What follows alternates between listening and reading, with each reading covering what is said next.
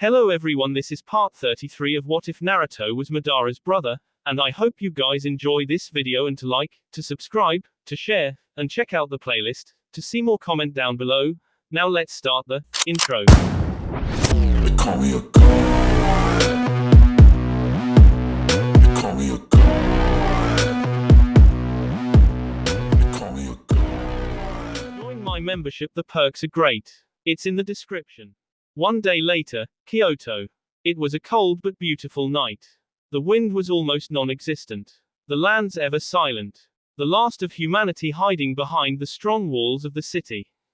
But they all knew, it would not be enough. One man knew this bitter truth better than anyone else, and yet that didn't stop him from standing proudly to defend the last stronghold of his nation. Out of all the likely scenario concerning his end, Madara had never imagined one so cruel as this. His clan was gone, all of his brothers were his best friend missing, and his nation on the edge of utter annihilation. Honestly, there was nothing left for him to fight for. Only his hate and desire for revenge kept him going on, but to be honest, he felt hollow, as if someone had taken away everything from him, leaving only a husk behind. Yet he could not help but remember the hopes his youngest brother had for this nation and its people.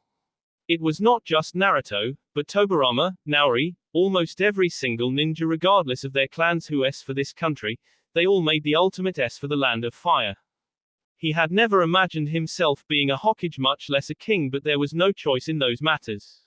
He would most probably be the last king of men, but it would not stop him from offering the most fierce defiance to the Otsutsuki. It was this sheer determination and hate that had allowed him to utterly crush the enemy army besieging Castle Tsukiyomi. So sudden and brutal was the attack staged by Madara along with his forces, that the Otsutsuki had been forced to retreat, allowing Tajima to fall back with the survivors to the fire capital with his last son and his army in tow. This miracle would not have been possible had the Otsutsuki queen been at the head of her army. Fortunately, she had not been present, and her fellow clansmen had been no match for Madara. She must have realized her mistake, as this time Madara felt a monstrous presence marching towards him along with an army of darkness. A force nearly 300,000 strong. Against that he barely had 25,000 ninjas and civilians combined, most of whom were tired, scared and battling despair. One final stroke and it would break their back, marking the end of everything. It was why he had, with the help of Nagato Uzumaki, helped in erecting a series of dozens of walls across the capital. All of them marked to the brim with seals of all nature. In between each walls he had placed forces ready to respond in the event of a breach. Tajima Uchiha would lead the defense of the northern walls. Tsukumo Hatake would lead the defense of the southern walls. Dane Nara would lead the defense of the eastern walls. Sasuke Sarutobi would lead the defense of the western walls. Each of these four commanders had nearly 6,000 men with them, while Madara stood outside the city with a vanguard of 1,000 elite forces who had chosen to fight and by the side of their last king. Among those were the Dragon Guard. Apart from his defense of Castle Tsukiyomi and the capital, as the new king, Madara had officially established the noble order of warriors sworn to defend the king. It was more of a symbolic gesture, but every little action that boosted morale was crucial. Unlike the legendary King's Guard of the first Dragon King, Madara's sworn defenders included the likes of Mikoto Uchiha, Danzo Shimura and Kakashi Hatake. All three had fought alongside their former Hokage, now king, in all his battles and were also present by his side in this final clash. Watching the enemy armada approach made the three Dragon Guard warriors step beside their king. "What are your orders, my king?" asked Kakashi Hatake seriously. He and his other two comrades were surprised when Madara grinned despite the horrific situation. The king turned to look at his Dragon Guard, followed by looking at the 1,000 men standing behind him. "Can you all feel it?" asked the king calmly. He didn't need to be a genius to understand the emotions burning in the hearts of his ninjas. It was clear to see just from a single look into their eyes. "Fear. I feel the same, it happens to me in every battle," admitted Madara honestly. His eyebrows twitched when almost everyone looked at him in disbelief. Almost no one believed that someone like him could feel something as trivial as fear against anyone. Not even in death. Madara sighed. How did his brother ever deal with such simpletons? You feel it too in almost every battle of your life. This one is no different. Your heart is beating faster than it should. Your tea is dry and your legs threaten to betray you every few moments.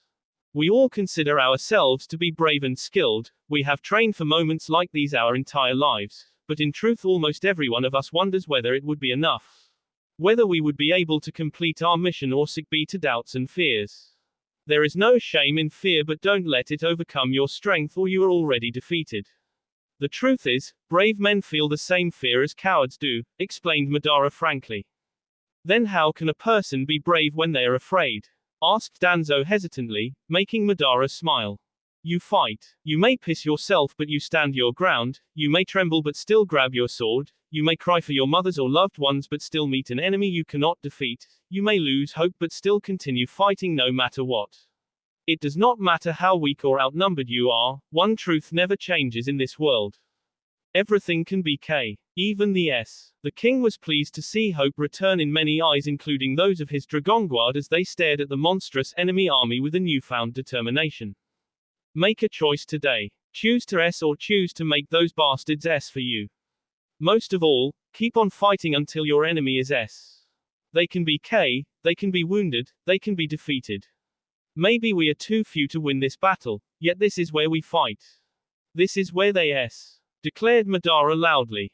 The ground beneath their feet trembled and more than one shocked gasp could be heard as the daunting form of the humanoid statue marched towards them alongside its army made up of Kaguyas, Hagoromo, and S warriors. The monstrosity glared down at the vanguard and each fighter felt the intent of a god rain down on them, threatening to suck away every last memory of happiness from their hearts and replace it with misery. Yet the aura of death and gloom was stopped. The humanoid statue and the Otsutsuki army stopped in their tracks when a sword of lightning was unleashed. Ashura Senju's sword now being wielded by Madara Uchiha. Madara sensed the power of the enemy, but he still smiled confidently as he glanced at the holy sword in his hand. Its former master had alone held off an Otsutsuki army all by himself. If that man could accomplish such a feat by himself, then why couldn't he beat these monsters with the help of others? He refused to surrender. He refused to fall to despair.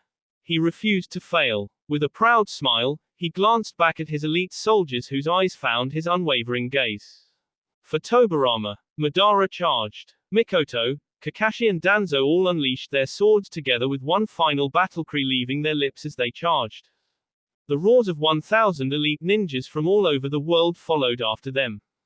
The dark-haired warrior leading the final charge of mankind had no crown upon his head. All he had was his clan's armor, the sword gifted by a good friend, the support of the men following him, and the desire to fight till his last. Fire style, great fire annihilation.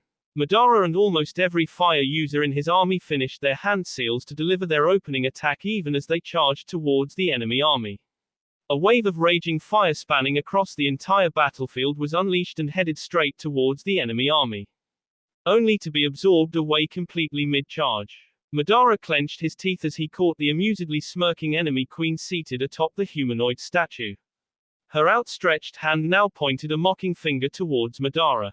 Her smirk soon vanished when Madara grinned savagely. Amaterasu. Hinata Otsutsuki was forced to jump from her statue immediately as it was set ablaze in the merciless flames of Amaterasu.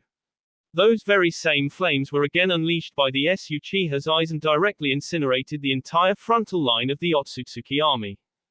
Dragon Guard, let's dance, cheered Madara. His men roared in approval when the familiar form of Madara's Susanoo started forming around him. The humanoid warrior with the face of a demonic bull roared again as it started rising in height and mass. It charged forward, crushing hundreds of enemy warriors under its gigantic legs without mercy before the wings on its back flapped wildly, making it take to the skies. The Susanoo had a monstrous sword of lightning in its hands and its beastly mouth was brimming with dark flames. Dragonfire! Yelled Madara fiercely. The Susanoo, forever bound to the commands of its master, opened its mouth and unleashed a stream of dark flames like a raging dragon, consuming thousands upon thousands of Otsutsuki warriors in its wrath. Their screams earning another round of cheers from the ninjas as they tore through the disorganized and panicked enemy lines. The Kaguyas were not to be deterred as they pushed forward, but many Hagoromo, on watching their fellow clanmates be burned in the flames of a dragonlord, broke ranks and ran. If only they knew their ultimate fate. Madara made another pass, unleashing a second wave of dark flames, setting aflame thousands more. Hinata Otsutsuki clenched her fists on seeing the havoc being wreaked upon her forces. She had been unable to stop this disastrous rampage due to her being forced to extinguish Gedo Mizo from being destroyed in the flames of Amaterasu launched by Madara. The Uchiha had intentionally hit the statue expecting her to scramble to save it, thereby leaving her army open for decimation. The trick had worked once. Not anymore. Her eyes narrowed dangerously at the flying beast as she finished gathering the energy required. Bansho Tenon, gravitational pull.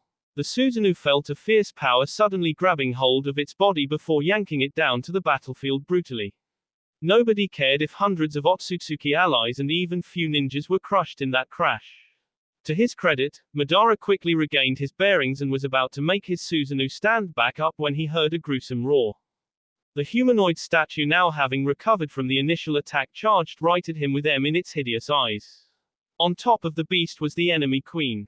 Yet Madara was not intimidated as he again tried to set the beast aflame, but the enemy Kunoichi was prepared and easily absorbed the cursed fire before it spread across the statue. Raikiri. The enlarged holy sword of Madara's Susanoo fired off a dangerous bolt of lightning, but he was surprised when the humanoid statue swiftly dodged the incoming attack. Madara raised the sword of his celestial warrior in order to defend and was again surprised when Hinata Otsutsuki glared at him. Shinra Tensei. Sensing the power behind the attack, Madara instantly s his Susanoo sword deep in the ground just as the gravitational force hit him like a tidal wave.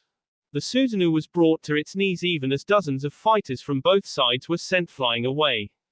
Even if the Susanoo managed to prevent itself from being sent flying away, it was left open and too slow in reaction for the next attack. The Gedo Mizo connected a solid punch to its adversary's face, sending it crashing away. Yet in mid-flight, Madara roared even more furiously and with 10 times the defiance. Yasaka Magatama. Large black beads of dark energy were formed in the Susanoo's only free hand before being launched towards the enemy queen and her statue. Watching the incoming attack, the queen pushed both her hands forward. Tendo. Much to the surprise of the ninjas, dozens of missile-like projectiles were launched by the white-haired woman, which sailed and collided head-on with Madara's attack. Both jutsu ultimately ending up destroying each other rather than being able to inflict any actual harm. Madara flinched when the demonic statue opened its mouth to launch an attack that had caused great suffering and misery before. The purple ethereal dragon came rushing out and roared in eagerness as it dashed forward towards its prey, which was Madara's personal force. Panic spread through his mind as he scrambled for any idea that might help him stop this beast. Not having the time or idea, he did the only thing that came to his mind. Hinata Otsutsuki had become used to the idea of self-s after watching so many shinobi s for their brethren in this war one after another. Their actions, while valiant, were futile since the end result was the same.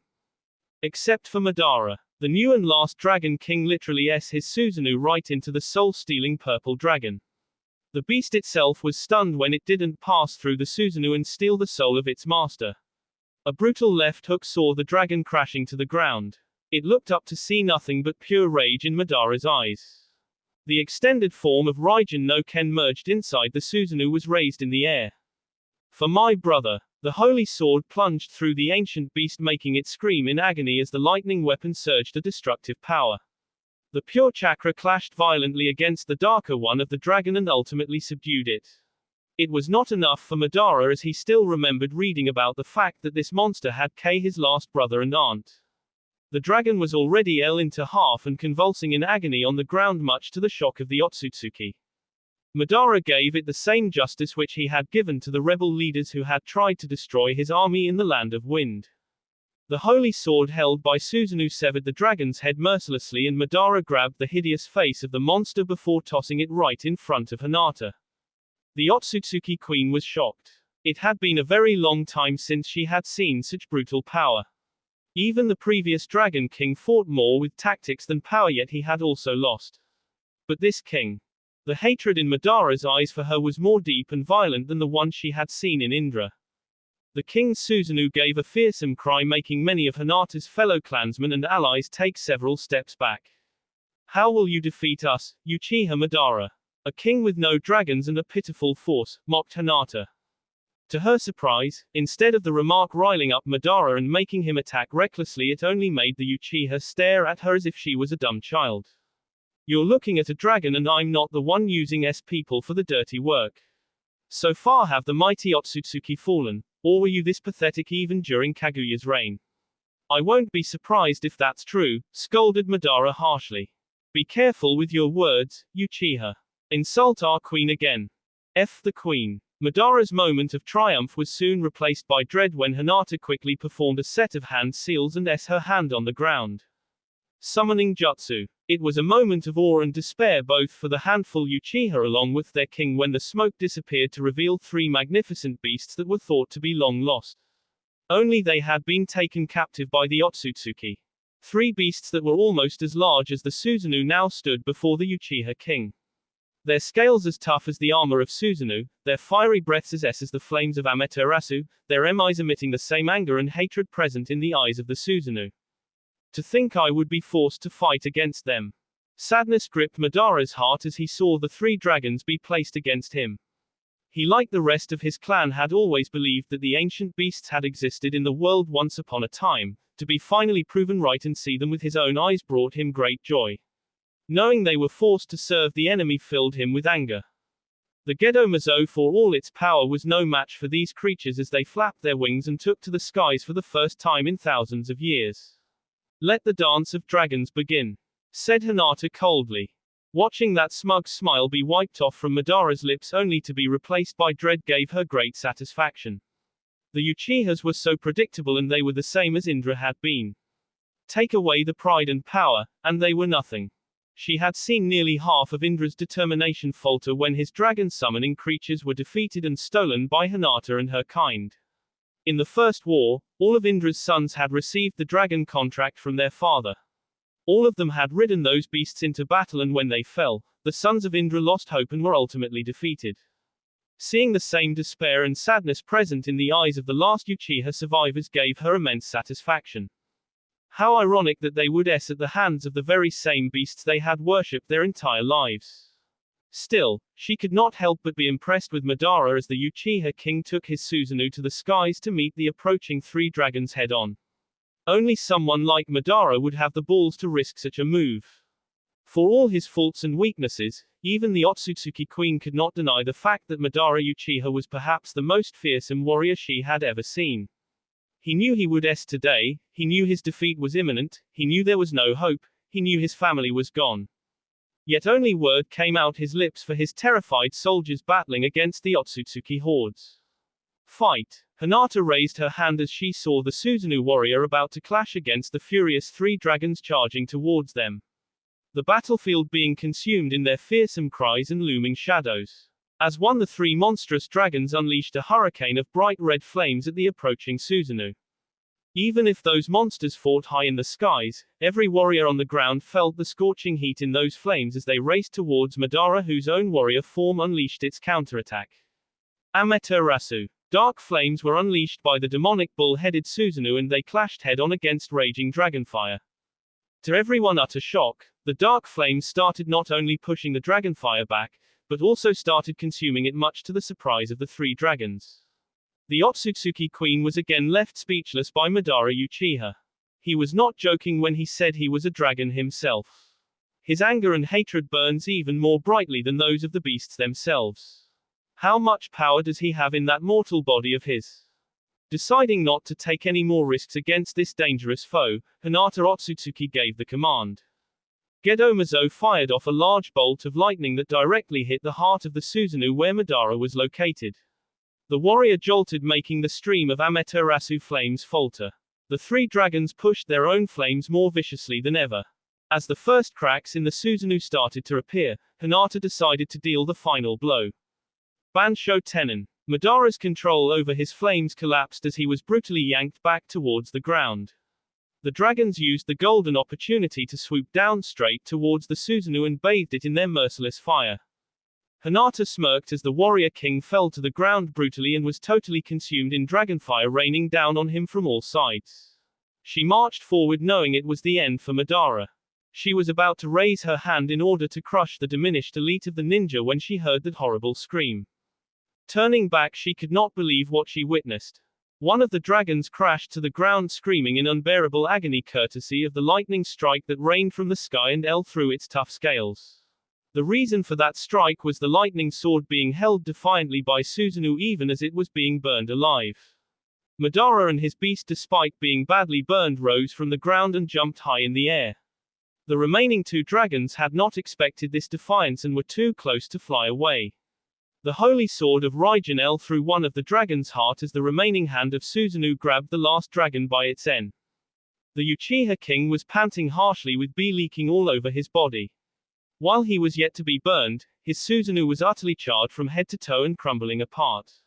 Madara roared defiantly as he flipped the last dragon wildly in the air before the beast brutally into the ground hundreds of more enemy forces. The beast screamed in agony before falling silent again. The king looked at the ancient creatures. One of them was thanks to Raijin L its heart, the other two were mortally wounded and would probably not survive. It was a true shame that such magnificent creatures were reduced to this state. Madara doubted that any normal ninja could have taken down these ferocious beasts easily. If not for Susanoo, then they would have roasted him alive. He gasped in pain as he felt something through his Susanoo. Looking down, he saw a long and broad white-shaped spear lodged clean through his Susanoo. Dark seals started spreading from the spear towards the Susanoo's body, and Madara felt his energy being suppressed rapidly. Chakra suppresses. He was barely able to turn his monstrous Susanoo around, but was too late as the Otsutsuki queen had already floated through the air with her attack ready. Gentle fist. The Susanoo's sea cracked open as it stumbled backwards and gracelessly fell to the ground. Madara coughed as he tried to fight off the immense pain the strike had caused to his heart. The enemy queen had seen through Susanoo's weakest point and delivered a merciless strike. From the corner of his eyes, he saw his elite forces led by his Dragonguard being surrounded by all sides by the massive enemy army. He glanced at the capital knowing his father, all those ninjas, and nearly 100,000 civilians were holed up in there. If he failed, then they would all be killed. Gathering his strength and suppressing his pain, Madara started to rise back again only to receive small boulder-sized chakra fist attacks from the enemy queen. 8 trigrams, 64 palms. Madara was sent back to the ground as massive fists of chakra delivered precise and brutal strikes all over his Susanoo form. The warrior king, already battling his own pain and losing more and more of his chakra to the suppression seals, was unable to continue providing chakra that his crumbling Susanoo needed. With a final grunt, Madara was flattened across the ground with his Susanoo now crumbling fully around him. Hinata saw a river of bee leaking from Madara's eyes, and she could only imagine the amount of pain the Uchiha must be in. The Mangekyo Sharingan was a double-edged sword which consumed its master and enemies both in the end. Now she declared calmly, as she produced one final white-shaped spear aiming at Madara's still form on the ground. The bee-soaked warrior looked at her, and even now the defiance in his eyes irked her immensely. One day, you shall fall, cursed Madara. Hinata didn't reply as she threw the spear and growled angrily when the stubborn Uchiha ignited it in black flames. The little pest refused to She was about to close in to finish the annoying pest once and for all when another war horn was heard across the battlefield. It was neither hers or Madara's. 3 dark portals appeared across the west, east and south side of the battlefield. Much to everyone's surprise, the roars of the thousand of warriors mounted atop horses invaded the battlefield. With the capital city in the northern direction, this new army had effectively surrounded the Otsutsuki on all sides. Hinata clenched her fists when she saw nearly 25,000 ninjas and samurai approach on foot to surround her army from the rear.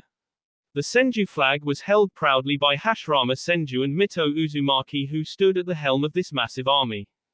On the eastern flank was flying the flag of the samurai nation with a 5,000-strong mounted cavalry taking up positions under the leadership of Mifune and Hanzo. But it was the western flank that shocked everyone on the battlefield. Damn you, Kimimaro, cursed Hinata bitterly, as she saw the 3-headed dragon banner once more. Madara smiled in relief and joy when he saw his last and youngest brother mounted atop the Kyubi. He had no golden armor or a crown upon his head, yet even wearing a simple Uchiha armor was enough to make Naruto Uchiha strike a fear in the hearts of his enemies. Behind the king stood the king's guard and a cavalry of 5,000 ninjas. Tajima and the other commanders were hardly able to believe what they were witnessing. Not only was the enemy surrounded, but their king was alive. And he had returned for vengeance against the enemies of mankind. A massive infantry led by Hashirama had surrounded the Otsutsuki from the rear, see off any escape from that route. Knowing the power of the Senju leader, the enemy was going to be in trouble. A 10,000-strong cavalry had surrounded both the flanks of the enemy. Tajima looked at Tsukumo Hatake, Dane Nara, Sasuke Sarutobi and Nagato Uzumaki, who all had the same looks in their eyes. They had all been forced to stay safe behind the city walls since Madara ordered them to preserve their forces. Tajima had been about to charge out, ignoring the order, when he saw his last son about to be killed. It would have led to everyone's death, but now it might just save their lives. "We stand with our king to death," declared Tajima. The roars of 25,000 ninjas within the city made the Uchiha patriarch smile as he unleashed his sword. Together, the ninja army charged out of the city to complete surrounding of the enemy army from all sides. The Otsutsuki had nearly 300,000 warriors in their forces along with that statue, but even they bristled along with their queen when almost 70,000 humans surrounded them from all sides. Naruto heard several sharp breaths being taken from his own ranks as everyone saw the sheer size of the enemy army for the first time. It was like a picture of a massive wave of darkness which dwarfed them all even when surrounded from all sides. The sight of Gedo Mizo sent a wave of panic and fear among his 5,000-strong force. He felt Kurama tense as well, but to everyone's credit not even one ninja, samurai, or civilian warrior fled at the sight of the massive enemy army. They trembled but stood the ground. Turning back, Naruto saw his three friends staring at the enemy army with a mixture of nervousness and determination. Their 5,000-strong force was made up of ninjas, samurai and even civilians, as was the case with the cavalry led by Mifune and Hanzo on the opposite flank. "We stick to the plan. Kagami, take command of our left flank and support my father's forces near the city walls. Takeshi, take command of the right flank and support Hashirama in crushing the enemy's rear. Shisui, you and your men shall follow me right towards the heart of the enemy army," commanded Naruto. "Hi," chorused three reply. The three kings' guards swiftly parted to take command of the respective troops assigned to them. Naruto wanted to launch the attack immediately but saw that his men were still trying to accept the dreadful sight before them. It was one thing to accept your death, but an entire different matter when you see it right in front of you. The defiant roar of the enemy army as they scrambled to defend all their flanks under the Otsutsuki leadership didn't reassure the human army. They had managed to surprise the enemy, but their resolve was yet to be broken. "Warriors of this world," yelled Naruto, surprised at the power of his own voice as it was heard across the entire battlefield by both enemies and allies alike. Kurama had the foresight to travel through the dimensions in its smaller form, and Naruto used this fact to make sure he and his men looked eye to eye. "A great battle shall happen this day. Today, mankind fights for its survival. Let the see the resolve of the living. Let them taste the power of swords," declared Naruto. The sight of the king unleashing dawn was the cue for the rest of the army to raise their own weapons. A day of reckoning. A day of justice. A day of victory. As Naruto galloped across the lines of his men, he narrowed his eyes for a moment when he saw a distant face in the crowd. Dismissing those thoughts, he focused on making his last observations of his troops. The desire to fight and make the Otsutsuki pay was now re-emerging in every warrior's eyes as they listened acutely to their king. "Stand now. Fight now," encouraged Naruto with every ounce of his own determination. He narrowed his eyes dangerously when he saw the wounded form of his eldest brother being carried away from the battlefield by several ninjas. The Otsutsuki queen had lost interest in him and had instead scrambled to defend her surrounded army. But the fact that she had hurt his brother filled his heart with even more fierce hatred. He clashed his sword fiercely against those of the men near him and made sure they saw the fire in his own eyes. Fight for vengeance. Fight for the lost. The first rays of the sunlight fell through the dark skies to fall upon the lands. Looking at his friends, he declared the words of his clan. "Fire! Fire!" As one, the entire ninja army roared, silencing the entire battlefield with their war cry. Naruto turned to face the enemy army with his sword raised defiantly in the air. B. His eyes met the gaze of Hinata Otsutsuki for the first time as he pointed his sword at the enemy army, giving out his final order. "Death." From all four ninja armies surrounding the enemy came out one reply. "Death! Death! Death! Death!" The QB roared as the king pointed his sword forward, unleashing the fury of his race. for mankind. The ground shook terribly as thousands of humans charged from all directions. From the flanks came a combined 10,000 strong cavalry. From the front and rear of the Otsutsuki came a furious force of 50,000 strong ninja fighters on the ground. Naruto activated his Mangekyo Sharingan as he felt Kurama start to increase in size. Within seconds the beast gained its true monstrous form and was quickly shrouded in Susanoo armor. The new Ani of man and beast made an intimidating sight as its head was a mixture of fox and dragon face. The monster charged on 4 paws, yet it also had 2 large hands holding the Sword of Dawn and a shield of Amaterasu. Behind this monster was a roaring cavalry of 5,000 angry humans. The Otsutsuki army, to their credit, were quick in forming deep and wide defensive lines on all sides, with the S warriors at the front, B Kaguya in the center and Hagoromo in the rear with the remaining strange troops. Each side was being commanded by at least 2 Otsutsuki officers, with the queen herself taking charge of the rear where Hashirama was charging with his massive army. The S, who were unable to use jutsu, simply locked their shields and raised their swords or spears, forming a firm defensive wall in each direction. The Kaguya and Hagoromo had no such restriction and were quick to start gathering chakra at the command of their Otsutsuki officers. Them! Yelled the Otsutsuki officers. Each ninja faction charging on every side saw a storm of arrows, shuriken, kunai, fireballs rise high in the sky. On the ground, the enemy army split the earth into vast swamps, jagged rock spears, made the ground slippery, or simply caused a massive earthquake to break the ninja army's charge. Hundreds of ninjas, samurai and civilians succumbed to the series of attacks on all sides.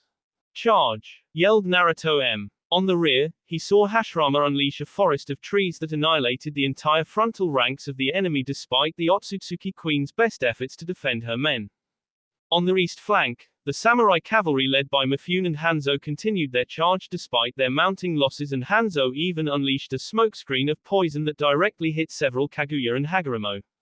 On the frontal side, braving all losses, Tajima and his ninjas unleashed a variety of jutsu, making the enemy pay for every ninja they killed as they charged in closer and closer. Several of Naruto's own cavalry fell to the numerous attacks launched by the enemy, but no one stopped. Not when they all saw the Susanoo Offkubi form a massive Bijudama. Fire! Commanded Naruto. The tailed beast bomb was launched forward and it sailed right for the enemy forces stationed on the western flank. A disastrous explosion happened on the western flank as the Bijudama literally evaporated thousands upon thousands of enemy forces. The attack showed no mercy to either Kaguya, Hagoromo, or even the S. One of the Otsutsuki officers on the flank was also killed in the explosion. The remaining lone Otsutsuki officer on the western flank saw half of his flank be destroyed in seconds, and the other half was completely disorganized with the threat of collapsing any moment. He commanded what few hundred S he had left to form another defensive line, but froze on seeing thousands of M cavalrymen charging right at him, led by the Dragon King himself. The last thing the Otsutsuki ever saw was Naruto's monstrous Susanoo sword crashing down on him, and then he knew no more. The Susanoo Offkubi monster thrashed its 9 massive tails, sending the remaining Otsutsuki fighters crashing away. The king mounted atop the fox also used his monstrous ethereal sword and shield of black flames to pummel dozens more every second. The last presence of enemy forces on the western flank were utterly annihilated by thousands of angry cavalrymen led by Shisui, Kagami and Takeshi, who tore through the enemy lines with ease, their wooden chakra horses making quick work of the enemy stragglers by crushing them under their feet. The eastern flanks faced a similar situation, with Hanzo's salamander going berserk on enemy lines and the remaining enemy unity being broken by the disciplined and ferocious samurai led by Mifune. Hashirama and Tajima's massive forces had already clashed against the enemy on the front and rear sides. Unlike the enemy flanks, which were almost destroyed completely, those two sides were holding well thanks to sheer numbers on the front and the presence of the queen in the rear. Naruto and his cavalry had effectively wiped out the entire western flank in one single strike and were busy eliminating the stragglers when they heard a monstrous roar. The king looked ahead and saw the Gedo Mazo tremble, and soon enough it unleashed 8 shadows from within its body. 8 shadows that took up the shape of very familiar monsters that made Kurama growl furiously. They were the 8-tailed beasts thought lost over the centuries. Naruto's worst fears came true, as those very same destructive beasts were now revealed to be captured by the Otsutsuki. Judging by the blank eyes and heavy seals on their massive B, left no doubt as to under whose control they were. Now all 8 of them zeroed in on the largest threat on the battlefield and roared. Every tailed beast was quickly commandeered by one Otsutsuki warrior as they all now made a straight line towards Naruto and his cavalry. The ground threatened to sink into the earth with the terrible rumbling, and the intent of the ancient beasts instantly stopped the ninjas on the western flanks as their terrified eyes glanced at the death approaching their way. Form up. Regroup, roared the king urgently, as he raised his Susanoo sword. Naruto's timely command and the quick thinking of the 3 Kings Guard saw the scattered cavalry again reforming itself into an inverted V-shaped attack formation despite the tailed beasts charging right towards them. The Dragon King pointed his sword forward and yelled out loudly for every man to hear the command. Charge! That will be all for this video. Be sure to like, subscribe, share, and comment down below for more videos. Goodbye.